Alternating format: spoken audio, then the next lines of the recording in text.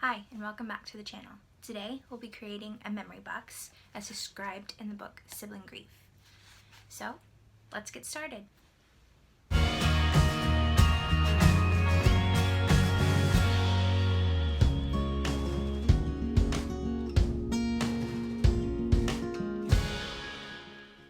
so we are going back to the book that I reviewed a couple weeks ago, Sibling Grief by Dr. P. Gill White. And we're in Chapter 9, Memories, Dreams, and Ongoing Connections. At the end of Chapter 9, Dr. White talks about connecting to your sibling through memories, and how over time our memories do fade. Some siblings are afraid that they'll completely forget. And really, we do forget those memories, but we never forget what our sibling meant to us. A good way to help is to create a memory bank or memory storage of some sort. There are many ways to create a memory bank. You can write a journal, do a scrapbook, make a video talking about your sibling, like I'm doing right now. Journaling only gets you so far, and not everything will fit in a scrapbook.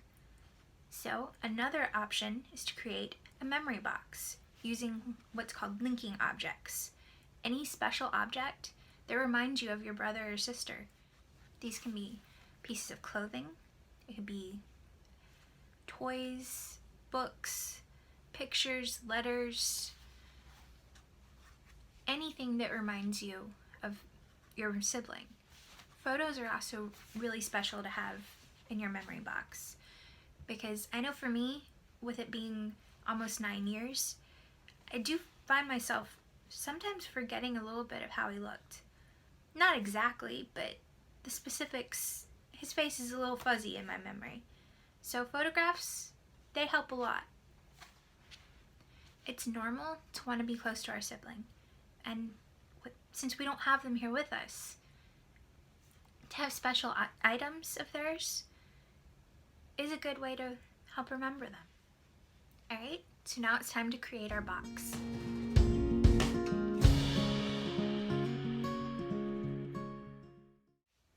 Step 1 is to choose the right box. Now, this can be anything from a shoebox to a plastic box or a very expensive, nice inlaid wooden box. Of course, it also depends on the items that you're putting in the box on the size that your box will need to be. Now this is the box that I will be using. It's just a pencil box, really, but I thought it was pretty. It has a nice closing lid, and it'll fit everything that I want to put in it very easily. Now, you can decorate your box if you wish. I might go back and put a picture of my brother on the front of it. I haven't really decided yet. And now it's time to fill our box.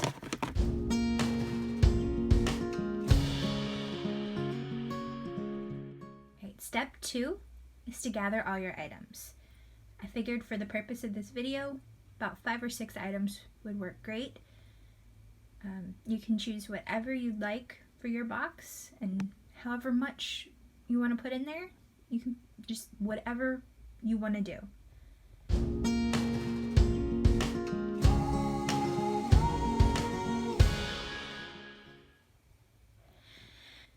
Step 3 is to explain why each item is in your box. You can do this by doing a video, like I am, of you telling about each item and the memory attached to it. You could write individual tags to go on each item and describe the memory attached to them. Whatever you feel like doing. This is your memory box, and it's up to you how you want to do it.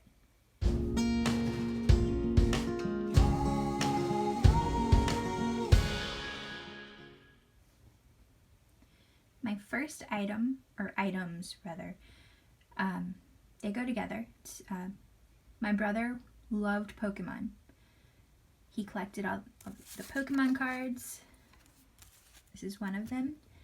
And he loved Pikachu. So here's Pikachu. And I can't tell you how many hours he spent playing this game, the card game. And I remember one Christmas we spent at my aunt's house in Sarasota, and he was probably about 6 when he had just gotten into Pokemon. And all of the adults there, my brother and I were the only actual kids there. Everyone else was college age or older. And he went around and tried to teach every single person how to play Pokemon. That was the funniest thing to watch. All these older people trying to understand a cartoon and the card game to go with it. But it was so sweet that everybody was, so interested in it and spent the time with him. It's a very special memory for me because we don't have family nearby, so getting to experience that and have the memory of what a big family Christmas is like is pretty special.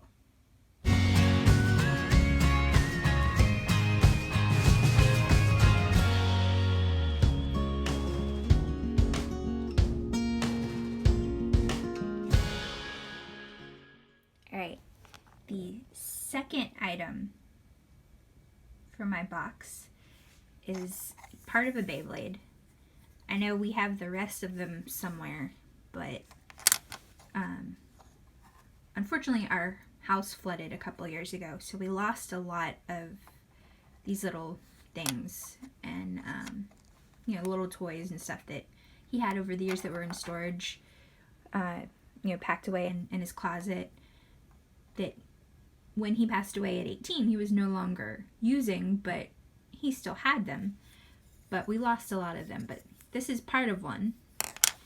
And that was another obsession as he got a little bit older, was playing with Beyblades. He had all the stadiums, he watched the shows, he battled his friends. It was a big deal for him, and so that's another special memory of when he was younger, that I enjoyed watching how much fun he had. He tried to teach me. We did a few battles, but I was never very good at it. But he knew exactly how to launch the Beyblade and pretty much won most of the battles. He was pretty good at it. So that's another item that I have to go in my box. The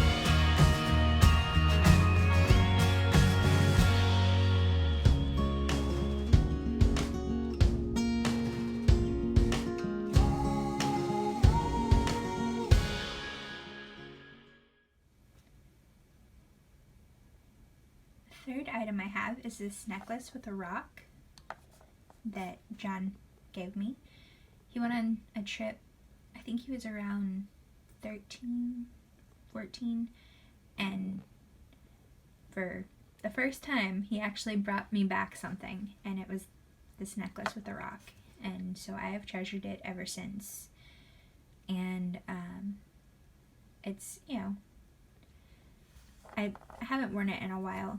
I need to replace the cord. It's gotten all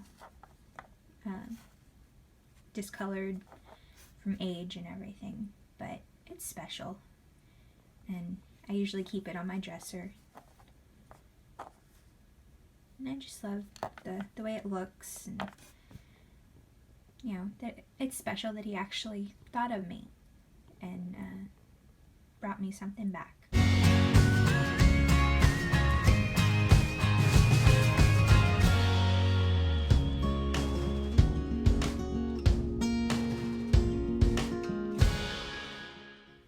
This is the next item I have. is a Ford Mustang, red. Now, I don't think this was actually John's toy, but to me it represents the memory of his first car,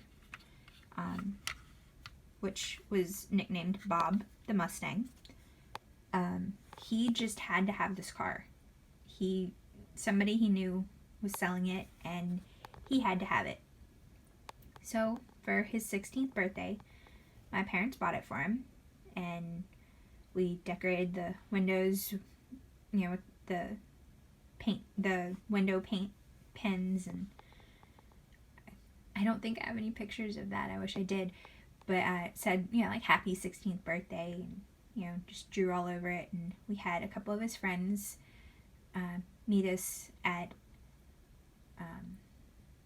IHOP, I believe it was, and we had breakfast, and then surprised him with his Mustang out in the parking lot. And it was kind of funny because he acted like it was no big deal, but we knew he was excited, but he didn't want to, show off, or not show off, but he didn't want to show his excitement in front of his friends because, teenage boys, that's not how they act. But I believe this is a car my mom got later. She has an entire collection of a bunch of different Mustangs, and sometime I'll share the story about the Mustangs and how they're so special to us now. The story about that. But this is one of the red ones, and I took it, she gave it to me so I could include it in my box. I actually ended up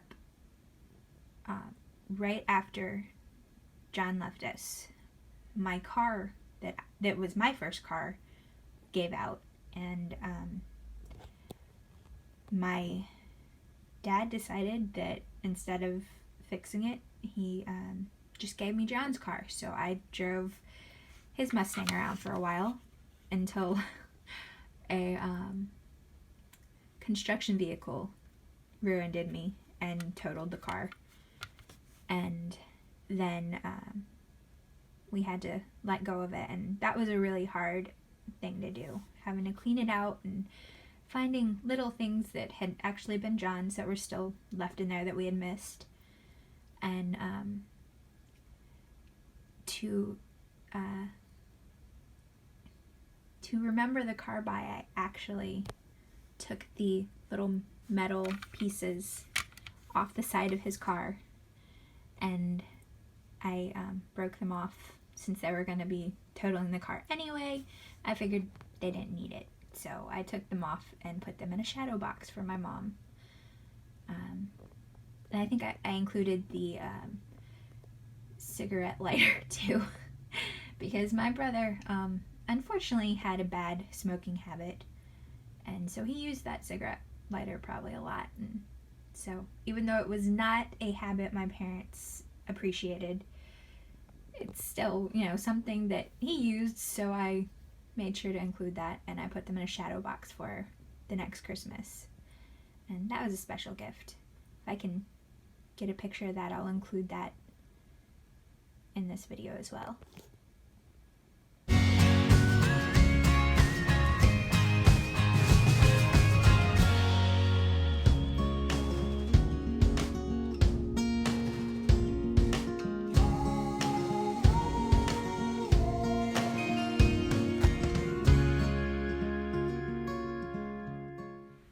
This sand dollar is the last item I'm including. I just put it over here so you can kind of see it better because the desk is white. But this has a very special story behind it.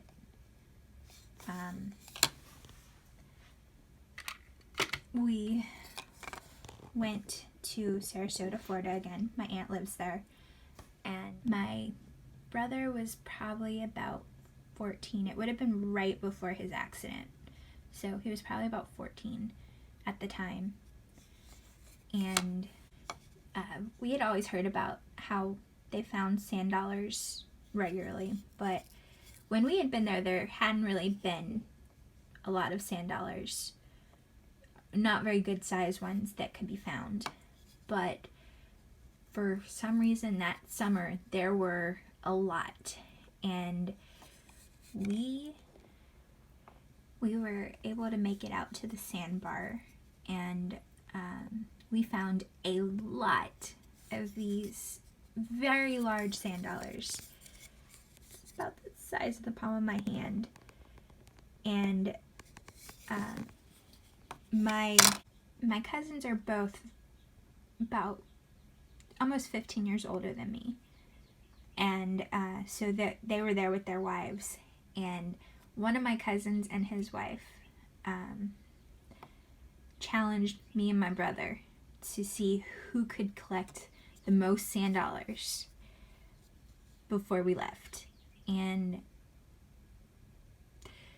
they didn't know my brother very well, apparently, because you challenge him with anything and he was gonna make it happen. He was very much into competition, and so we definitely won. I don't remember how many we got, but we had a plastic shoebox completely full, and we ended up having to duct tape the shoebox closed because we were flying home. And this was, after the TSA had gotten a little bit stricter, but I was surprised we were able to get through all the airport security, and nobody seemed to really care that we had this very strange looking plastic shoebox taped shut with duct tape. And it went through the screener and everything, and then right as we were about to leave, this one security guard, just out of curiosity, he said he wanted to know what was in the box, because he was just very curious. Not that he thought we were doing anything wrong. He wasn't told him that we had a box. It was a box full of sand dollars. He just laughed and let us go through. So that was a funny story. At least I thought it was funny. And a very special memory. It was especially getting to spend time with the family and have a fun, friendly competition. That it was a very special memory.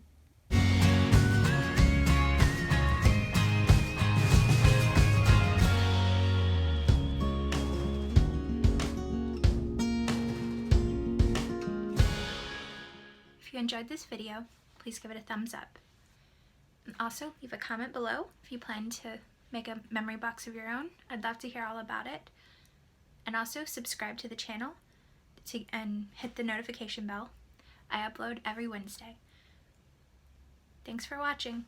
Bye.